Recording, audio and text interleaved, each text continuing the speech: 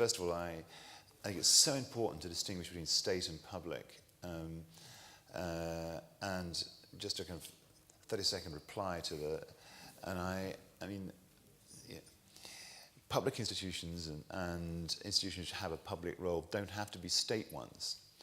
The role of a research institute, the role of a bank, the role of the context in which banking takes place doesn't to say there's a kind of correlation between shares of GDP and the existence of this infrastructure seems to me to be, not to get it.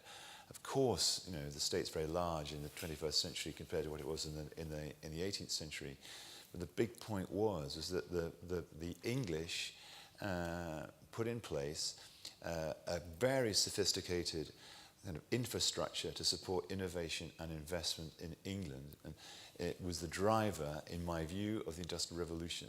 And it could be the scientific institutions that it created, like the Royal Society of Arts, how that mushroomed across the country. It was a subtle story, and and actually Adam Smith was part of this story. It was part of the European Enlightenment, and we've kind of lost that, I think, when we think about the interrelationship between public and private.